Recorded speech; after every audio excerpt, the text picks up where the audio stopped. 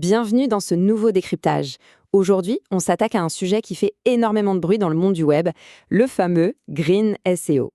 Alors, est-ce que c'est juste un super coup marketing super bien emballé ou bien le véritable futur du référencement naturel? Eh bien, on va regarder ça de très près, sans aucun filtre et surtout en s'appuyant uniquement sur les faits. C'est parti. Pour bien cerner l'urgence du sujet, gardons ce seul chiffre en tête. 4%. Actuellement, le secteur du numérique pèse déjà 4% des émissions mondiales de CO2. Et attention, la trajectoire donne un peu le vertige, puisque ça pourrait tout simplement doubler d'ici la fin de l'année 2025. Face à ce constat accablant, c'est un peu la ruée vers le Green SEO. La promesse est hyper séduisante. On nous dit qu'on peut remonter dans les résultats de recherche tout en sauvant la planète. Mais bon, est-ce que la machine fonctionne réellement comme ça ? On va tout de suite plonger dans le cœur du sujet et aborder ce qu'on pourrait appeler le grand mythe du Green SEO. C'est tellement tentant de se dire qu'un bilan carbone allégé ouvre les portes de la première page un peu par magie. La promesse est belle, presque trop belle en fait. Le constat est sans appel. Google n'a absolument jamais, mais alors jamais, confirmé que l'empreinte carbone d'une page était un critère pour son classement. Rien, nada. L'idée qu'un algorithme distribue des points uniquement pour des intentions écologiques, eh bien c'est une pure invention à l'heure actuelle. Et tout ça, ça illustre brillamment un phénomène de fond, le fameux greenwashing 2.0. Concrètement, sur le marché, on voit des agences utiliser le Green SEO comme un outil purement narratif, un joli storytelling. L'objectif, vendre des audits à prix d'or et distribuer des badges éco-responsables en promettant que faire du vert va booster le trafic. Le gros problème avec cette approche, c'est qu'on brouille les pistes. On vient masquer les vrais enjeux techniques derrière une écologie de façade, ce qui relève du pur éco-blanchiment. Alors, quittons le monde du marketing quelques instants pour nous pencher sur la mécanique pure, la réalité de l'algorithme. Il y a un contraste absolu entre l'illusion marketing et la dure réalité technique. D'un côté, on nous vend l'idée que le vert pousse le classement, de l'autre, la data montre exactement l'inverse. C'est l'optimisation extrême des performances qui booste un site. Et le résultat est mécanique. En optimisant la performance, on réduit le poids des pages, on vire les scripts inutiles, et pouf, les serveurs consomment moins. Le site devient écologique par défaut parce qu'il est irréprochable techniquement. C'est une corrélation extrêmement confortable, bien sûr, mais ce n'est pas du tout une causalité magique. En fait, ce que l'algorithme observe et punit sans aucune pitié, ce sont les freins techniques. Des temps de chargement à rallonge, des pages lourdes comme des enclumes, ou une expérience utilisateur catastrophique. Bref, tout ce qu'on mesure avec les fameux Core Web Vitals de Google. Ce sont précisément ces défauts qui font dégringoler une page. Corriger tout ça, c'est tout simplement faire du bon travail de référencement. Et l'impact écologique réduit, c'est juste la conséquence vertueuse de ce grand nettoyage. Et justement, puisqu'on parle d'impact, passons aux choses sérieuses avec les données carbone chiffrées. Si l'algorithme s'en fiche de l'écologie pour l'instant, est-ce que ça veut dire que tout ce discours ne sert à rien? Absolument pas. Les enjeux sont bien réels. Prenons cette étude fascinante réalisée par l'agence Noise, basée sur le website Carbon Calculator. Ils ont évalué les pages d'accueil des géants du e-commerce en France, et là, les résultats en grammes de CO2 par visite sont hallucinants de contraste. On a des élèves très optimisés, comme Auchan à 0,31 g ou Conforama à 0,36. Mais à l'autre bout du spectre, des mastodontes comme Cdiscount explosent littéralement le compteur à 1,85 g ou La Redoute à 1,71. Pour info, la moyenne se situe autour de 0,8 g. Le constat saute aux yeux. Pour une simple page d'accueil, certaines plateformes polluent 6 fois plus que d'autres. Et attention, on parle ici de millions de visites chaque mois. Mises bout à bout, ces données révèlent le coût environnemental gigantesque d'un web qui manque d'optimisation. Ça laisse vraiment songeur. Bon, face à ce constat, voyons comment inverser la tendance avec l'éco-conception en pratique. La bonne nouvelle, c'est qu'il existe des solutions très concrètes, toutes regroupées autour d'un concept clé, la sobriété numérique.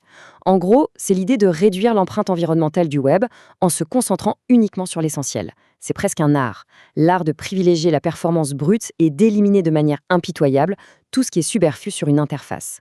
Alors, comment on applique cette sobriété? Le plan d'action est redoutable. Déjà, on compresse les images et on allège le code. Ensuite, le choix stratégique du serveur. Opter pour un hébergement vert et un CDN pour rapprocher les données de l'utilisateur. Il faut aussi simplifier l'expérience utilisateur au maximum. Moins de clics pour trouver une info, c'est moins de pages chargées et donc moins d'énergie gaspillée. Et le vrai défi final, limiter drastiquement ces fameux scripts tiers, les trackers et les cookies qui tournent en fond d'écran, ils siphonnent une énergie folle. Faisons un petit focus sur les visuels, avec cette statistique qui donne le vertige, 60%. Sur de nombreux sites, les images peuvent représenter à elles seules plus de 70% du poids total de la page. C'est une aberration technique. On ne cherche pas une image de 4000 pixels pour l'afficher sur un écran de smartphone qui n'en gère que 400. C'est absurde. Rien qu'en passant sur des formats modernes comme le WebP, on divise le poids par 2, sans que l'œil humain ne s'en rende compte. Ce serait vraiment dommage de s'en priver. Et puis, il y a le grand fléau de l'éco-conception, le piège des CMS comme WordPress. C'est le syndrome classique d'accumulation. On ajoute un petit plugin dit miracle par-ci, un autre par-là, et à la fin, c'est le drame. On se retrouve avec une explosion des requêtes, des kilomètres de code JavaScript qui ne servent à rien, un site qui rame et des serveurs en surchauffe. Un site éco-conçu, ce n'est pas un site vide et triste, pas du tout. C'est juste un site qui charge uniquement ce qui sert vraiment à quelque chose. Ce qui nous amène à la dernière étape de notre décryptage, et peut-être la plus difficile à accepter, la fin du contenu infini. C'est sans doute la pilule la plus dure à avaler pour l'industrie, car ça bouscule profondément les vieilles habitudes. Pendant des années, le mot d'ordre était le productivisme à tout prix.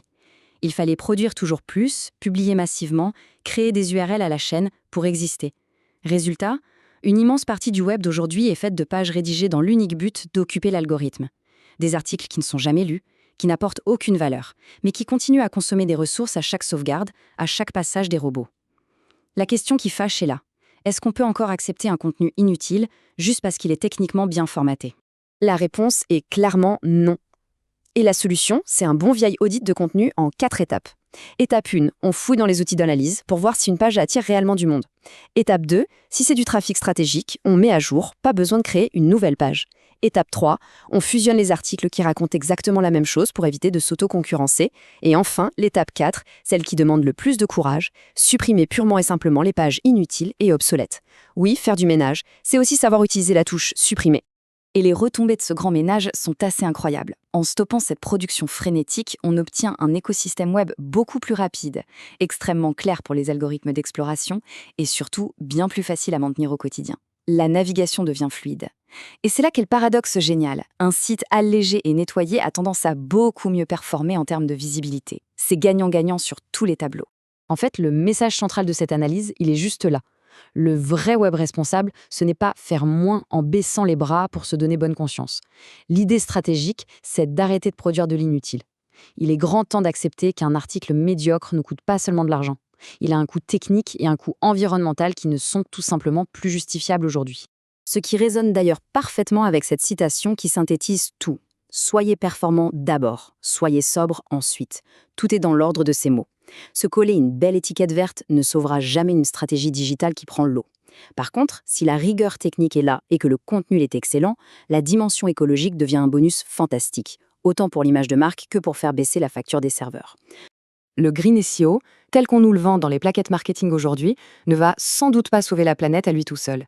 Mais il a l'immense mérite de forcer toute une industrie à lever le nez de ses statistiques pour se poser de vraies questions et sortir de l'obsession de la quantité.